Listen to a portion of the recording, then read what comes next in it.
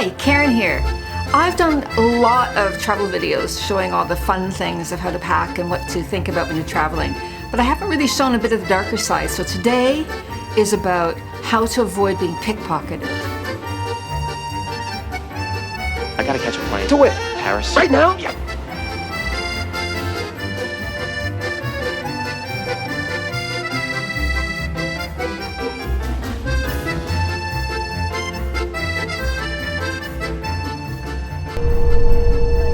Ladies and gentlemen, welcome to Untitled Chapter.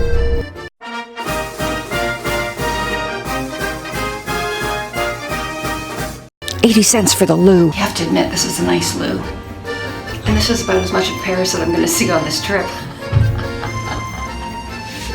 The number one thing has to be aware of your surroundings. A lot of times when you're going to travel spots, of course you're looking at the buildings, you're looking at the architecture, you're looking for a place to have coffee. Pickpockets look for people that aren't aware of their surroundings. I cannot emphasize that enough. So that is number one. Now, the reason that I was motivated to do this video is because I happen to be working in Paris. Every time I come to Paris, I'm very mindful. I'm in one of the big pickpocket capitals of the world. Paris has the most tourists in the world at 42 million tourists a year. But the 10 most pickpocketed cities, number 1, Barcelona, then Rome, Prague, Madrid, and then Paris at number 5. Now, the type of people that do the robbing, especially in places like Paris, are often young girls, and I'm talking teenage girls, 14, 15. Look for young girls being together wearing hoodies, because that's one of the ways they escape. They don't get caught on CCTV. Also, watch out for old women as well, because what they do is that they often do work in groups to distract you, so that one of them engages you in a conversation who might be very nicely dressed, and the other one robs you.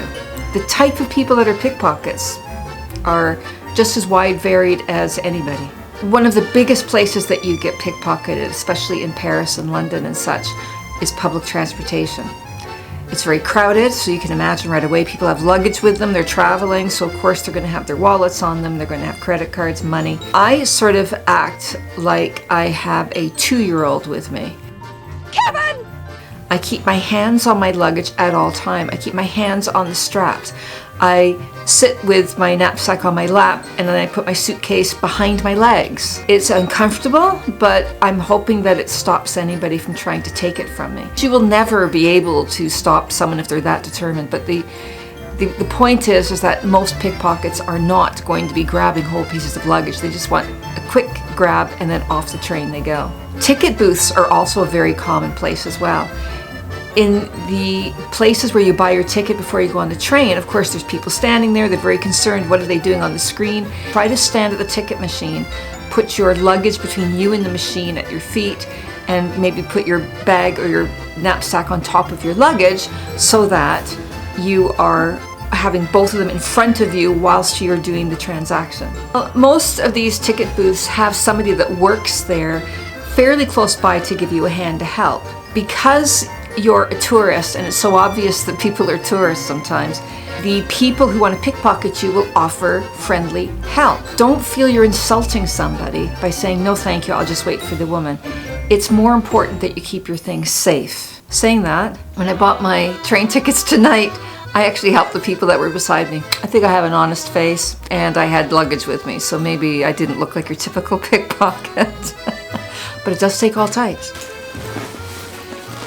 This is the knapsack that I travel with. Backpack, backpack. And this has all my valuable stuff in it.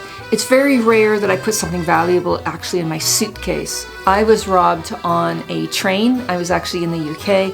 It's the one time that I couldn't actually see my luggage. It was a crowded train, but I took my laptop out of it.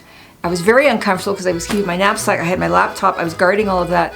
Somebody just walked off the train with my suitcase. I didn't even see it. It was so crowded. They just went off at a station. It was full of dirty laundry and clothes. Nothing valuable at all. I do have a front pocket on here, but I would never I put my diary there, but I would never put anything really valuable there.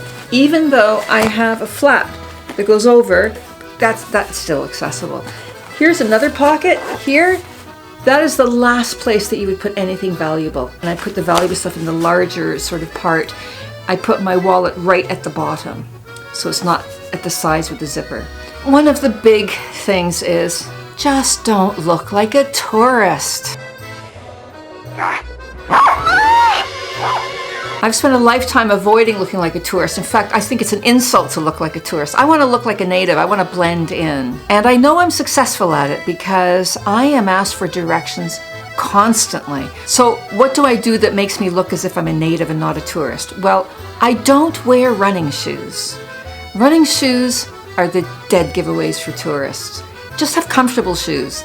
And those fanny packs? Retrieving something from my utility bag. It's a fanny pack, and you know it, you sick son of a... That's a dead giveaway. Nobody wears those things. Nobody.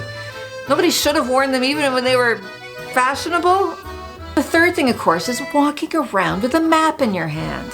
Look at the map and just memorize, one or two steps that you have to do. Don't just constantly use your map as a bit of a crutch. And if you can, actually use your phone rather than a map.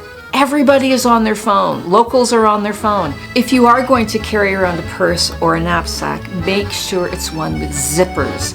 Not a pull tie, not just a shoulder strap. Make sure it is zippers and have zippered portions within the zippers. You just have to have safety first, not fashion. When you go to a bar or a restaurant, it's the same principles as at home. For some reason, people relax when they're on their holidays. Why would that be, for goodness sakes? But you're so relaxed and having fun and enjoyment, you forget the basics. Don't leave your coat unattended on the back of a chair. Try to just keep it in your lap or sit on it. Don't put valuables in the pockets. It's the same when you go to an ATM machine. When you're at home, you guard your PIN number. You make sure there aren't creepy people looking over your shoulder. It seems like a lot of people just turn off their common sense when they're traveling. Because they feel relaxed and happy and want to have fun, they think all the criminals are relaxed and happy and just want to have fun. If you're staying somewhere more than one day, use the hotel safe for your passports and your cash.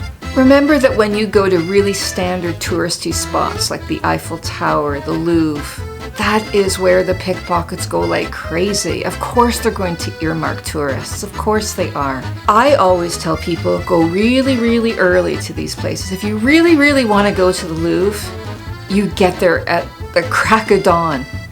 By 11 o'clock in the morning, there is a 3-hour queue. I am not exaggerating. Any day of the year. Not only do you avoid the pickpockets and avoid the crowds, you avoid the queues and you don't waste time.